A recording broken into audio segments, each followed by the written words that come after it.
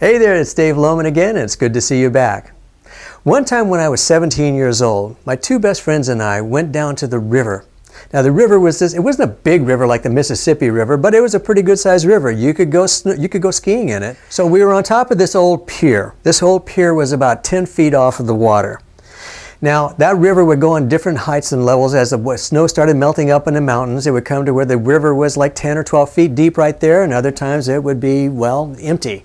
And there was water coming down there, and we were getting ready to dive off of this pier into the water. So knowing that we were going to dive in the water, the first thing I wanted to know was, what would be the smartest thing? How deep is the water, right? Well, I knew how deep the water was.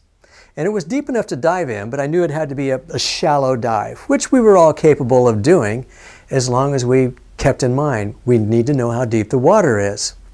I also took the time to look upstream. As I looked upstream, I saw that there was a log coming down.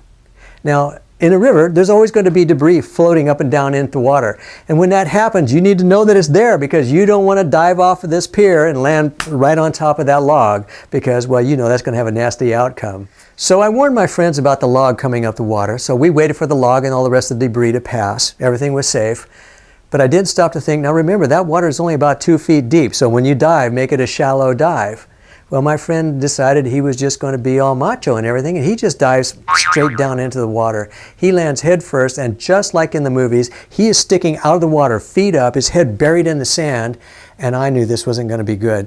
So I jumped in. I didn't dive in. I jumped in because I knew I had to get there fast and pull him out, and we did. And sure enough, he didn't break his neck, but oh my gosh, he was in a lot of pain.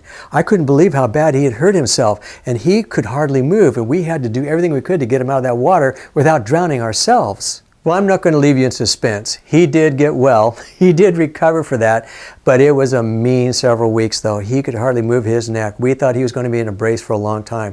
We were literally scared that he had broken his neck. We had no way of knowing. We had to take him to the hospital because he didn't look upstream. He didn't see the danger coming ahead.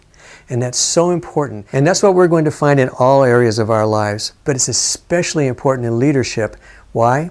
Because you have the responsibility of the safety and the forward mobility of your entire staff, your entire support team, and anybody else that's underneath you that you have responsibility over.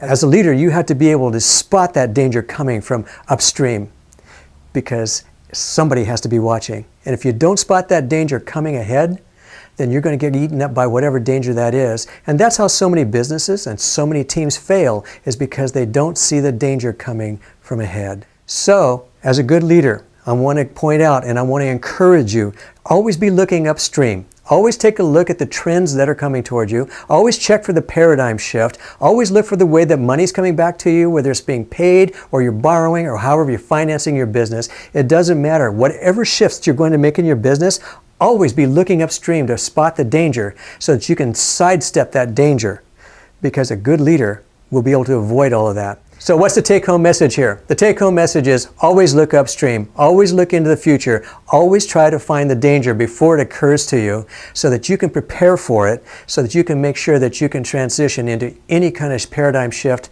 any kind of business shift, any kind of team shift that comes your way. This is Dave Lohman. I hope you liked this video. Like it below. Be sure and subscribe to our YouTube channel and also give us some comments there.